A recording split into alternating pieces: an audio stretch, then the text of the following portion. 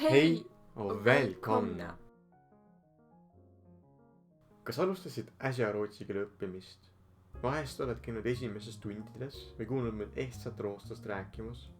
Sellisel juhul oled ehk märganud, et mõnikord ei klapi kirjapilt kuidagi hääldusega. Eriti arvestades, et me oleme eestlased ja me oleme harjunud rääkima täpselt nii, nagu kirjutame. Just. Ja et suuremat segadust vältida, teeme täna selgeks, milliseid iseärasusi rootsi keele häälduses leidub. Rääkime nii täis- kui kaasaelikutest, salapärastest sheest ja huest, R-ist ja sellega seotud trikkidest ning vaatame ka veidi, kuidas hääle kõrgus võib muuta sõna tähendust. Alustame täishäälikutega. Siin kehtib väga lihtne reegel. Kui pärast täishäälikut on ainult üks kaasahäälik, siis see täishäälik hääldub pikalt. Näiteks fiin, tiika, veeta, nööt, füül, puut, mool, taal. Kui aga pärast täishäälikut on mitu kaashäälikut, siis hääldub see täishäälik lühikeselt.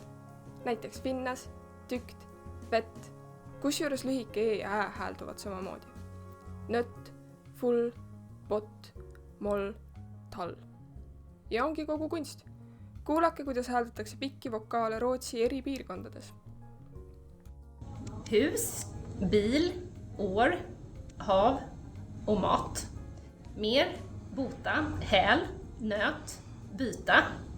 Hus, bil, år, hav, mat, mer, bota, häl, nöt, byta.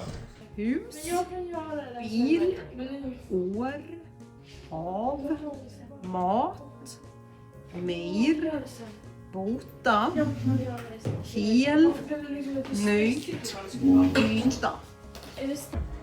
Hus, bil, år, hav och mat. Mer, bota, häl och nöt. Nüüd räägime kahest väga erilisest ja rootsi keelele omasest kaasahäälikust. Esiteks häälik she. Kõik, kes on kunagi vene keelt õppinud, on tegelikult sellega juba kohtunud. See on nimelt see sama häälik, mida kuuled sõnades isho, shotka ja shenok. Rootsi keeles võib she häälikult kirjutada päris mitut erinevat moodi, aga põhiliselt on teda kujul kõh, näiteks sõnas shäära, kujul kõhjott, näiteks shuul, või kujul tõhjott, näiteks shei. Kuulame jälle, kuidas rootslased ise seda hääldavad. Tjo, kedja. Tjo, kedja. Tjo, kedja. Tjo, kedja. Teine huvitav häälik on she. Mulle valmistas see alguses kõvasti peavalu, sest ma ei saanud aru ei sellest, kuidas seda hääldada, ega sellest, millal seda hääldama peaks. Tegelikult pole asi muidugi nii keeruline. Seda saab peamiselt hääldada kahte moodi. Esimene variant on she, nagu šokolaad, aga natuke mahlasemalt, õhku käib rohkem läbi. Keel on suus tagapool. Soovitan vähemalt alguses hääldada just nii. Teine variant selle hääldamiseks on hue. Seda on kirjeldatud kurja kassi häälena või selle häälena, mida sa teed, kui sul on midagi kurgus ja sa tahad selle välja sülitada. Ja see tekib, kui hääldada torus huultega. Ka see häälik võib peituda paljude erinevate kirjapiltide taha. Näiteks sjö, šäärna, šurta, šiiva, kuid mitte näiteks skryta, kuna selle järel on R.